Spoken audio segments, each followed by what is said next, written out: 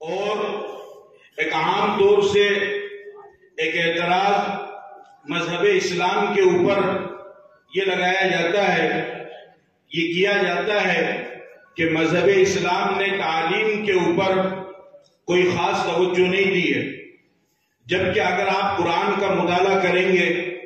آپ حدیث کا مطالعہ کریں گے، آپ سیرت کا مطالعہ کریں گے، آپ تاریخ کا مطالعہ کریں گے، آپ علماء کرام کے بیانات کو سنیں گے تو آپ کو اس بات کا بخوبی علم ہوگا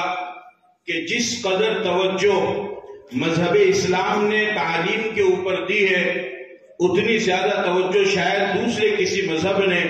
تعلیم کے اوپر نہیں دی ہے۔ اور اس کا سب سے بڑا ثبوت یہی ہے جو میں نے آپ کے سامنے قرآن کریم کی آیت تلاوت کی ہے کہ اللہ رب العزت نے قرآن کریم میں سب سے پہلے ان 5 آیتوں کو نازل فرمایا۔ قرآن کریم یہ اللہ کی مقدس کتاب ہے، اللہ کی پاکیزہ کتاب ہے، جس کو اللہ رب العزت نے سید الملائکہ جبرائیل علیہ السلام کے ذریعے سے سید الانبیاء میرے اور آپ کے پیغمبر تاجدار مدینہ جناب محمد رسول اللہ صلی اللہ علیہ وسلم کی ذات اقدس کے اوپر نازل فرمایا، اور فرمایا ان ھذا القرآن یہدی للتی ہی اقوم، کہ یہ وہ قرآن ہے جس سے لوگوں کو ہدایت ملتی ہے، جس سے قوموں کو ہدایت ملتی ہے،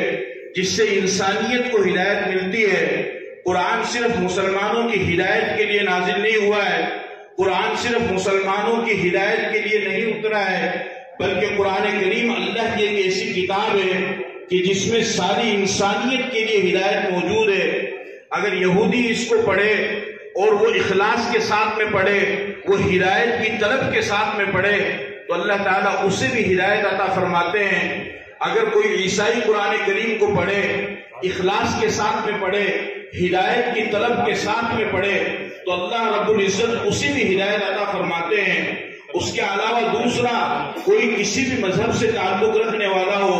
یا کسی مذہب سے نہ بھی تعلق رکھنے والا ہو تو پھر اگر وہ بھی قرآن کریم کو پڑھے،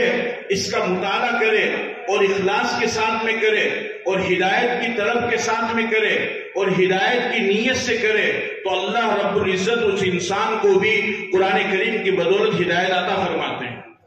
لہذا آپ اس بات سے اندازہ لگائیے کہ اسلام میں بے شمار احکامات ہیں کہ جو بہت اعلیٰ مقام کے ہیں، جن کو ہم فرائض کہتے ہیں، جن کا اسلام میں بہت بڑا مقام ہے،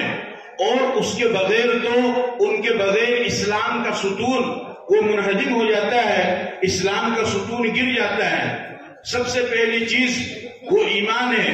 ایمان کتنی بڑی چیز ہے کہ اس کے بغیر کسی بھی انسان کا کوئی بھی نیک عمل وہ قابل قبول نہیں ہے۔ اسی طریقے سے نماز ہے،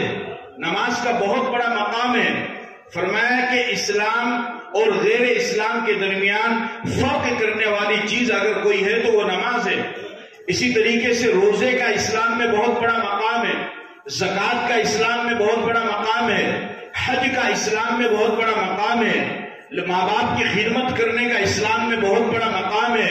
والدین کے حقوق کو ادا کرنے کا اسلام میں بہت بڑا مقام ہے۔ اس طریقے سے بے شمار چیزیں ہیں، اعمال خیر ہیں، اعمال صالحہ ہیں، نیک اعمال ہے کہ جن کا اسلام میں بہت بڑا مقام ہے۔ لیکن اللہ رب العزت نے قرآن کریم میں جو آیتیں نازل فرمائی، سب سے پہلے اللہ تعالیٰ نے قرآن میں جن آیتوں کو اتارا ان آیتوں میں اللہ نے نہ نماز کا ذکر کیا، نہ روزے کا ذکر کیا، نہ زکوٰۃ کا ذکر کیا، نہ حج کا ذکر کیا، نہ دوسرے اعمال کا ذکر کیا، بلکہ سب سے پہلے اللہ رب العزت نے اپنی پاکیزہ کتاب قرآن کریم میں کسی چیز کا مسلمانوں کو حکم دیا تو وہ حکم تھا اقرا، پڑھ، یعنی تعلیم حاصل کر۔ اب آپ اس سے اندازہ لگائیے کہ اسلام کی نظر میں، اللہ کی نظر میں قرآن کریم کا اور تعلیم کا کتنا بڑا مقام ہے، کتنی بڑی اہمیت ہے کہ اللہ رب العزت نے سب سے پہلا حکم ہی تعلیم کا دیا، پڑھنے کا دیا، تعلیم حاصل کرنے کا دیا۔ تو جس مذہب کی شروعات اور جس مذہب کی پہلی اینٹ ہی تعلیم کے اوپر رکھی جائے اور جس مذہب کو پہلا حکم ہی تعلیم کا دیا گیا ہو، اب اگر اس مذہب کے ماننے والے تعلیم کے میدان اسلام میں پیچھے رہ جائے تو پھر یاد رکھیے یہ اس ماننے والوں کی غلطی ہے، باقی مذہب کی تو اس میں کوئی غلطی نہیں، کہ وہ خود اپنی کمزوری کی وجہ سے، اپنی نادانی کی وجہ سے، اپنی جہالت کی وجہ سے وہ لوگ پیچھے رہ گئے۔ قرآن کریم اللہ تعالیٰ کی کتاب ہے، اللہ نے اس کو نازل فرمایا۔ حضرت جبرائیل علیہ السلام تشریف لاتے تھے اور تشریف لا کر کے پیغمبر کو قرآن کریم پڑھاتے تھے، آپ کو سکھاتے تھے، اور آپ علیہ السلام صحابہ کرام کو سکھایا کرتے تھے۔ اس طریقے سے تعلیم و تعلم کا سلسلہ یہ چلتا چلا گیا۔